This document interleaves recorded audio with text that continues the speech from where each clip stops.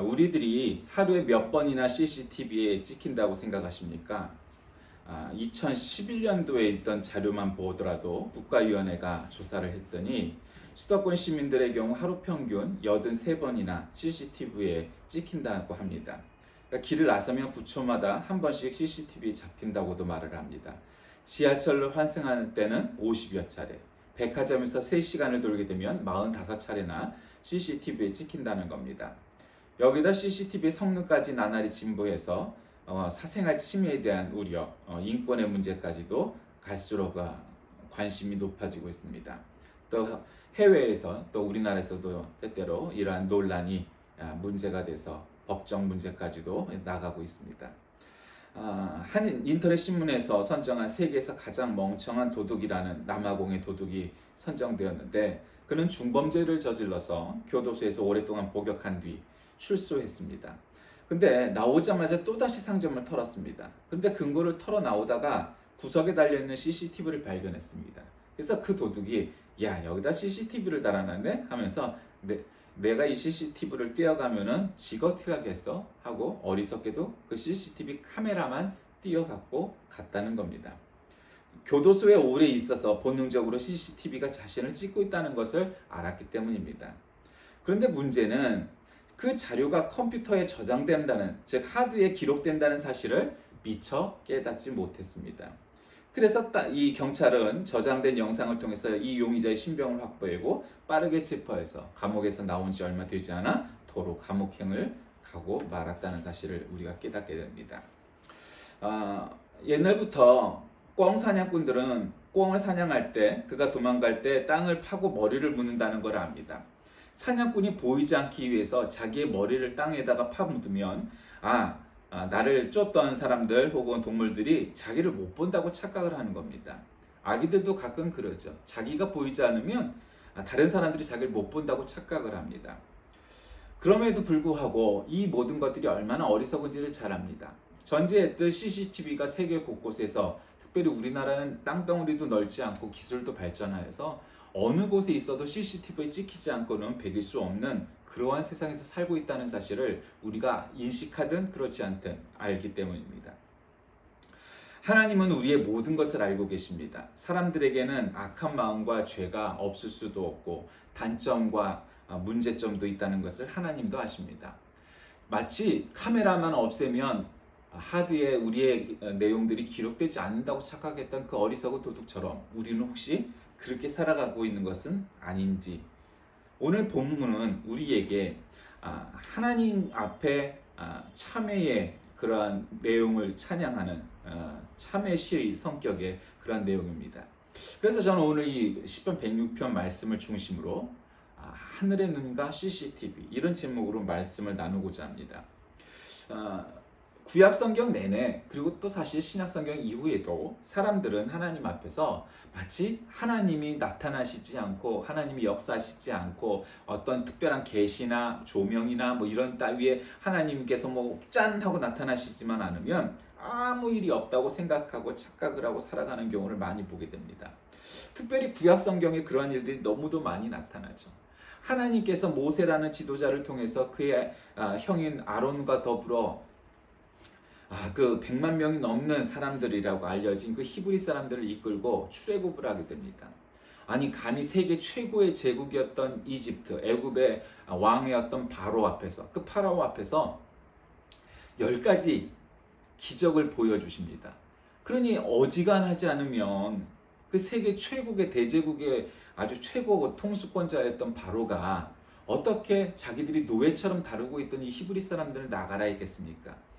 그럼 그 기적을 맛보았으면 그들이 홍해를 건너서 가는 길에서도 하나님께서 나타나셔서 홍해를 갈라주시고 또 시내 광야를 돌아다니면서 그 아라비아 반도를 갖다 40년 동안 정처 없이 돌아다니게 되었지만 그러나 매일 아침마다 만나와 메추라기를 보내주셔서 굶지 않고 다닐 수 있었다는 사실을 그들은 이미 체험했습니다. 그럼에도 불구하고 그들은 하나님이 없는 것처럼 여기고 꾸준히 우상을 숭배하고 불신앙을 하나님 앞에 내보이는 그러한 일들이 너무도 많았습니다. 원래 본 시편은 시편 78편과 105편처럼 민족 과거의 역사를 재조명하는데 78편이 교훈적이고 105편이 찬송적인 내용이라면 오늘은 참회의 시입니다.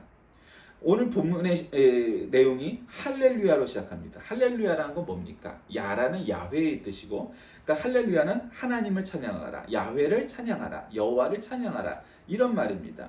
그러니까 하나님을 찬양합니다 라고 오늘의 본문의 시가 시작을 하고 있죠. 왜 그렇습니까? 사람들이 하나님을 대할 때 여러 가지의 태도, 자세, 애티튜드 뭐 이런 것들을 갖출 수가 있겠죠. 근데 우리가 하나님 앞에서 할 수 있는 건 무엇인가? 그건 첫 번째로 하나님을 찬양하고 감사하는 것이어야 된다는 사실을 우리에게 깨닫게 해줍니다. 시편이 150편이 있는데, 그래서 그 편이 정말 성경에서 가장 긴 내용입니다. 그래서 1부, 2부, 3부, 50편씩 끊어 넣기도 했지만 어쨌든 그 내용의 대부분들은 뭡니까? 하나님을 찬양하는 시입니다.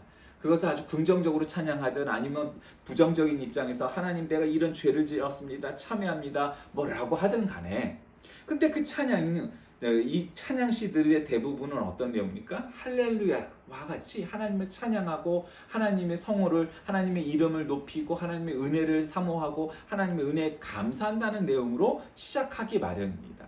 왜 그렇습니까? 인생을 살다 보면 어려운 일, 힘든 일 겪게 마련입니다. 아무리 부잣집에서 아무 걱정 없이 살 것 같은 사람도 인생에 고비가 나타나고 굽이 인생길이 험난해지기도 하고, 때때로는 비포장도로와 같은 그런 길도 나오고, 심지어는 길을 조차 찾을 수 없는 숲과 같은, 정글 같은, 밀림 같은 그러한 길을 걸을 때도 있기 때문입니다. 그러니 아직도 내 인생이 비포장도로 돌짝길 정도라면, 그러면은 정말 어디로 가야 할지 컴컴한 아무 길도 보이지 않는 그런 인생에 비한다면 참으로 아직은 최악의 상황은 아닐 것입니다. 어쨌든 그러한 인생을 살다 보면 발견해내는 게 있습니다. 내가 여태까지 무탈하게, 평안하게, 행복하게, 나름 남이 부러워할 만한 인생을 살았다면 그 모두가 하나님의 은혜라는 것을 깨닫기 시작하는 것입니다. 그조차 깨닫지 못한다면, 다시 말씀드리면, 내가 잘나서, 내가 잘 태어나서, 우리 집안이 좋아서, 내가 똑똑해서, 내가 부자라서 와 같은 단서를 다는 것만큼 어리석고 또 정말 유아적인 태도는 결코 없습니다. 가장 높은 단계의 수준으로 가면 갈수록 가장 깊은 단계의 인성과 깨달음의 수준으로 내려갈수록 깨달아지는 것은 인간의 생명이, 인간의 능력이 그와 같은 일들을 모두 감당하기에는 턱없이 부족하다는 것을 깨닫게 되기 때문입니다.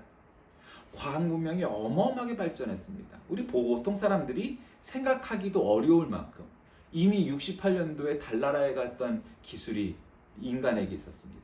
지금은 그보다 더한 기술도 있죠. 어마어마한 과학기술이 발전했습니다. 우리가 감히 상상도 못할 만큼의 과학기술들이 지금도 있고, 우리가 알든 모르든 점점점 발전해 가고 있죠.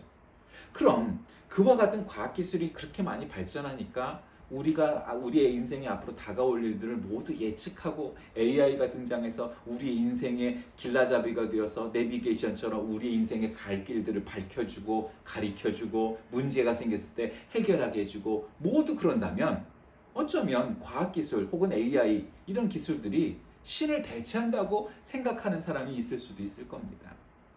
그러나 아무리 과학기술 문명이 발전한들 인생을 코치해 줄 수는 결코 없는 겁니다. 인생은 오직 하나님만이 그 길을 보여주시고 갈 길을 알려주시는 분이기 때문입니다. 그래서 어느 시대 어느 곳에서도 성경의 말씀과 교훈은 우리에게 중요한 의미를 내포하고 있는 겁니다. 세계 최고의 과학기술자가, 세계 최고의 기술자들이, 세계 최고의 석학들이 왜 하나님을 믿고 하나님을 찾게 됩니까? 그 끝을 보았기 때문입니다. 사람이 할 수 있는 일의 능력이 최대치 그 첨단에서, 그 끝에서 인간의 유한함을 깨닫게 되는 겁니다. 인간은 단 5분만 숨을 쉬지 않아도 죽을 수밖에 없는 존재입니다. 그것이 물속이든 우주든 어디든 말입니다. 물론 훈련한 사람들, 또 타고난 사람들은 한 10분쯤 더 버틸 수도 있겠죠. 그러나 보통 사람들은 1분여 남짓을 버티면은 보통일 거고 5분을 버티는 사람은 대단한 사람일 겁니다. 문제는 그것이 1분이든 5분이든 10분이든 관계없이 단지 우리 코에 들숨과 날숨이 멈추는 것만으로도 우리의 인생은 그냥 끝나버리는 존재라는 겁니다. 그렇게 볼 때 인간은 하염없이 나약하고 아주 부족한 존재이지요. 그런데 또 어떤 때 보면 어떤 사람은 손과 발이 하나도 없음에도 불구하고 잘 살아가는 사람을 보게 됩니다. 정말 중독장애를 갖고 있는데도 정말 말 못하고 귀를 듣지도 못하고 함에도 불구하고 또 인생을 잘 살아가는 그러한 분들을 우리가 또 보게 되지 않습니까? 그럴 때마다 참 사람만큼 강하고 질긴 게 없다 이런 생각을 하게도 됩니다. 왜 어떤 경우에는 하염없이 약한데 어떤 경우에는 그렇게 하염없이 강하게 보여질까요? 여러분, 그것이 인간입니다. 인간은 하나님의 형상대로 지음을 받았기 때문에 하나님의 선하심과 인자심으로 인하여 탄생한 존재이기 때문에 우리는 할렐루야 여호와께 감사하라 그는 선하시며 그 인자심이 영원하미로다 이와 같은 찬양이 우리 인생의 참된 고백이고 그것만이 우리의 인생을 바로 만들어주는 바로 이끌어주는 길임을 깨닫게 됩니다. 공의를 지키는 자들과 항상 의를 향하는 자는 복이 있도다. 여러분, 이거 아까 CCTV 얘기를 했는데 여러분, 우리가 잘하든 잘못하든 우리도 모르게 코를 파든 뭐를 하든 그와 같은 모습들이 다 CCTV에 찍히가 마련입니다. 그보다 더한 범죄를 저지를 때는 마땅히 그것에 찍혀서 결국 그 범죄의 책임을 다하게 되겠죠. 그럼 그 CCTV가 보이지 않으면 우리는 아무도 우리를 모른다고 생각할 수 있을까요? 아닙니다. 하늘의 눈이, 하나님의 눈이 우리를 살아계셔서 우리를 보고 계신다는 사실을 늘 생각해야 됩니다. 심지어는 우리의 겉모양이 아니라 우리의 마음속에서 품고 있는 생각과 방향조차도 하나님께서 다 아시니 우리가 마음도 또 행동도 말도 모든 것들이 하나님의 말씀과 뜻에 합당한 삶을 살아가는 것만이 그것이 지혜로운 길이지. 사람들이 없는 곳에서 잘못을 저지르고 CCTV가 없는 곳에서는 범죄를 저질러도 되고 하나님이 잠깐 주무실 것 같은 순간이 와서 하나님은 모르실 거라고 착각하는 것은 뻥보다도 못한 어리석음입니다. 그런데 왜 오늘 이 시편의 기자는 우리에게 할렐루야 하나님께 감사하라 이렇게 시작을 합니까? 그 감사의 결과가 어떻기 때문입니까? 오늘 본문 말씀 5절에 보니 나로 주의 택하신 자의 형통함을 보고 여러분 되게 옛날 어른들 그 말 되게 좋아하죠. 만사형통. 좋아해요. 그럼 만사형통하면 얼마나 좋겠습니까? 우리의 꿈이죠. 모든 인간들이 만사가 형통한 사람이 되는 것만큼 좋아할 일이 어디 있겠습니까? 어쨌든 주의 택하신 자는 어떻게 한다고요? 형통하게 된다는 거죠. 감사하는 자의 받는 복은 형통함임을 믿으시길 바랍니다. 그렇다고 신앙이 있는 자에게 아무런 어려움이 없고 문제가 없다는 것이 아닙니다. 있죠. 똑같이 있습니다. 문제는 그것을 이길 힘을, 능력을, 믿음을 우리에게 주신다는 사실을 잊지 말아야 됩니다. 또 5절에 주의 나라의 기업으로 즐거워하게 하시며 라고 말합니다. 우리에게 어떤 거요? 즐거움을, 희락을 준다는 겁니다. 여러분, 우리에게 즐거움, 기쁨, 이런 희락, 성경에는 여러 가지 단어로 표현하지만 그 모든 것들이 우리를 정말로 행복하게 만들어주는 요소들이죠. 인생을 살다 보면 우리가 정말 웃을 일, 정말 기쁠 일, 이런 일들이 정말 많을까? 따지고 보면 많을 수도 있고 아닐 수도 있어요. 어떤 사람은 문제가 생겼을 때, 어려움에 처했을 때 비관하고 스스로를 깎아먹고 인생의 바닥으로 점점 자기를 매몰시키고 결국 극단적인 선택을 하는 사람도 있습니다. 심지어는 교인들 가운데에도 교회 다녔다고 하는 사람들 중에도 자살을 선택하는 사람도 보게 되죠. 왜 그럴까요? 그건 참된 하나님께 감사함이 없는 사람이기 때문입니다. 여러분, 신자라면 어떻게 할까요? 왜 내 인생에 이런 어려움이 왔을까? 스스로를 되돌아보고 하나님이 나에게 이렇게 어려움을 주신 까닭이 무엇인가를 되짚고 아니야, 하나님께서는 이만한 뜻이 있으실 거야. 그럼에도 불구하고 나는 하나님께 감사하고 하나님을 찬양하는 하나님의 자녀로 살아가야지 라고 먹는 사람은 절대 그런 극단적인 선택을 할 리가 없을 겁니다.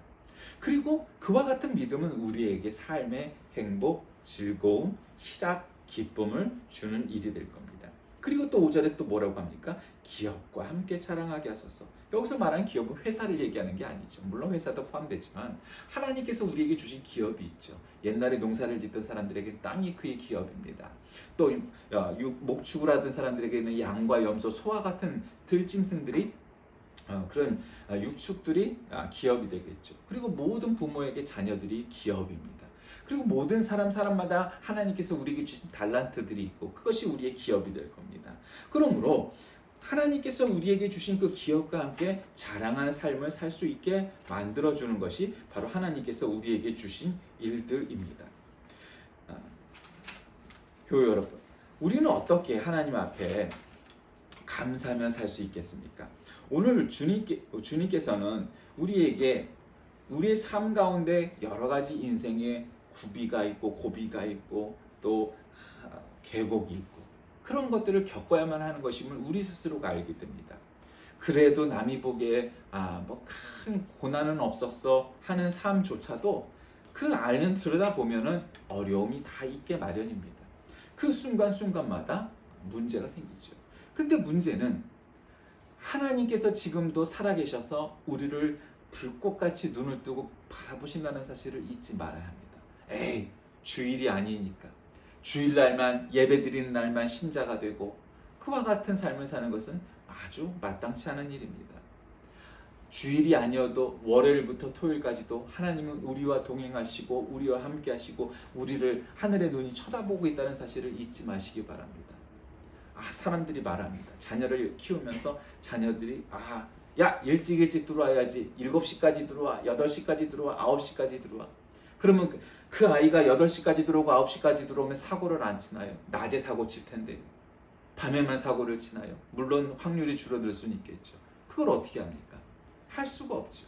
그러니 부모가 할 수 있는 일은 뭡니까? 기도밖에 없는 줄 믿으시기 바랍니다. 하늘의 눈이 정말 CCTV보다 더 정확한 하늘의 눈이 쳐다보고 있고 그것을 알고 믿고 깨닫는 자는 결코 하나님 앞에 죄를 짓지 않고 범죄하지 않고 살아가야 하겠다라는 마음과 믿음으로 살아갈 수 있기 때문입니다. 그러므로 우리는 그저 우리의 인생에 어려움이 없게 하소서, 고난이 없게 하소서 그런 기대를 갖고 살 수는 있지만 그러한 문제가 안 생긴다고 보장할 수는 없습니다. 그렇게 말하는 사람은 그건 가짜입니다. 예수 믿으면 만사형통해서 모든 것이 잘 풀릴 겁니다. 그렇지 않습니다. 모든 사람과 동일하게 신자들에게도 참된 신자에게도 어쩌면 참된 신자에게는 더 큰 고난이 닥치게 마련입니다. 문제는 그 고난을 어떻게 대처하느냐 하는 것이 신자입니다. 그곳에서 신자냐 신자가 아니냐 또 교회 교적은 있지만 참된 신자냐 거짓 신자냐가 드러나게 마련입니다. 여러분 옛날 일제시대 때 6.25 때 얼마나 우리의 목숨을 걸어야만 신앙을 지킬 수 있는 우리들의 선조들이 있었습니다. 그때도 다 그들은 목숨을 걸고 내놓고 나는 하나님을 성경을 비난하거나 안 믿는다고 할 수가 없으니 내가 죽는 한이 있어도 나는 믿음을 지키겠소 했던 사람들이 있습니다. 물론 지금 이 시대가 대한민국이 어떤 사람들은 그런 정의와 믿음을 뒤로 하고 오히려 아닌 것을 옹호하는 사람들이 너무 많은 시대가 되었죠. 어떤 목사는 어떤 교회는 그런 믿음이 아닌 것들을 막 강요하고 그것이 뭐 대단한 것이냐 그런 비리와 부정과 불의를 정말 사실인 것처럼 말하죠. 그렇지 않습니다. 그런 생명을 내걸고 지켰던 우리들의 선조가 있었고 그래서 오늘날 우리에게도 이 신앙이 우리에게 내려오게 되었죠. 살다 보면 문제가 생기고 어려움도 생깁니다. 그렇다고 해서 우리가 하나님 말씀에 어긋나고 하나님 뜻에 합당하지 않은 삶을 살아간다면 그것은 신자가 아닐 겁니다. 왜? 오늘날 고개만 쳐들어봐도 CCTV가 한 곳에서 또 한 곳을 쳐다보기가 여러 CCTV가 우리를 바라보고 있는 이 세상 속에서 저는 그 CCTV가 주는 교훈도 있다고 생각합니다. 단지 CCTV에 찍히지 않기 위해서 사는 삶이 아니라 그 CCTV가 없는 곳에서도 나를 바라보시는 하나님의 눈, 하늘의 눈이 있다는 사실을 깨닫는다면 언제 어느 곳에서도 흐트러지지 않는 삶을 살아갈 수 있기 때문입니다. 말씀을 정리합니다. 오늘 본문은 참회시라고 말씀을 드렸습니다. 시편 중에는 참회시 혹은 탄원시와 같은 것들이 있습니다. 그 모든 시들의 기반은 인생의 고난이 왔을 때 하나님께 절규하는 그들의 울음이고 그러한 노래입니다. 하나님의 은혜에 반하는 인간의 죄악성, 그건 어제 오늘의 일이 아니죠. 인간은 필요할 때만 하나님을 찾는 어리석은 존재입니다. 불변하는 하나님의 은혜가 아니고선 인간의 구원은 결코 실현될 수가 없지요. 그러면 신앙은 무엇인가? 그것은 어려움이 왔을 때, 고난이 왔을 때, 문제가 생겼을 때 어떻게 반응하느냐가 바로 진짜 신자인지 아닌지를 판가름하게 되어 있는 겁니다. 아무리 무탈한 세상 속에서는 참된 신자와 가짜 신자를 구별해낼 방법이 없습니다. 그런데 우리가 고난이 오고 목숨을 걸어야 될 상황이 왔을 때 나는 목숨을 걸고라도 믿음을 지키겠습니다 라고 말할 수 있겠느냐 이 말입니다. 그게 참된 신자입니다. 공산당의 위협 속에서, 일제의 만행 속에서 믿음을 지켰던 우리들의 선배들처럼 그러한 위협 속에서 우리는 목숨을 걸고 나는 나의 신앙을 결코 포기할 수 없습니다 라고 자신 있게 말할 자신이 있는가 말입니다.